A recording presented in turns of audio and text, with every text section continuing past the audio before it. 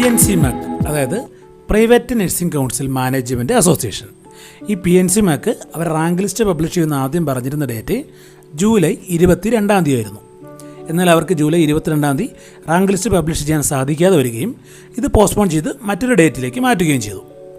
ഇവർ പറഞ്ഞിരിക്കുന്ന പ്രകാരം റാങ്ക് ലിസ്റ്റ് പബ്ലിഷ് ചെയ്ത് കഴിഞ്ഞാൽ അടുത്ത സ്റ്റെപ്പ് എന്ന് പറയുന്നത് ഫസ്റ്റ് അലോട്ട്മെൻ്റ് ആണ്.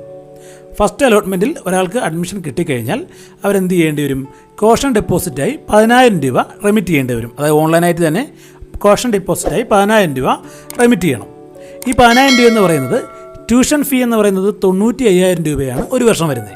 ഈ 95,000-ലാണ് അഡ്വാൻസായി 10,000 രൂപ നമ്മൾ റെമിറ്റ് ചെയ്യേണ്ടത് അല്ലെങ്കിൽ അടയ്ക്കേണ്ടത്. അങ്ങനെ ഒരു വർഷം, ആദ്യത്തെ ഒരു വർഷം 95,000 രൂപ മൊത്തം ട്യൂഷൻ ഫീയും സ്പെഷ്യൽ ഫീ ആയി 23,300 കോഷൻ ഡെപ്പോസിറ്റായി 10,000. ഈ 10,000 രൂപ റീഫണ്ടബിളാണ്, അതായത് തിരിച്ചു കിട്ടുന്ന പേയ്മെൻറ്റാണ്. അങ്ങനെയാണ് ആദ്യത്തെ ഒരു വർഷം പേയ്മെൻറ്റ് വരുന്നത്.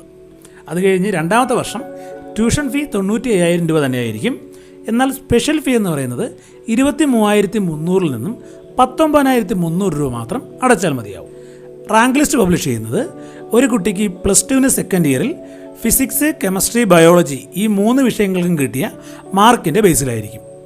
ഇപ്പോൾ പുതിയ ഡേറ്റ് പറഞ്ഞിരിക്കുന്നത്, അതായത് ഇപ്പോൾ പോസ്റ്റ്പോൺ ചെയ്ത ഡേറ്റ് എന്ന് പറയുന്നത് 22/7/2024 നിന്നും പോസ്റ്റ്പോൺ ചെയ്ത് പുതുക്കിയ ഡേറ്റ് എന്ന് പറയുന്നത് ഓഗസ്റ്റ് 5 റാങ്ക് ലിസ്റ്റ് പബ്ലിഷ് ചെയ്യുമെന്ന് PNC MAC പറഞ്ഞിരിക്കുന്നത്.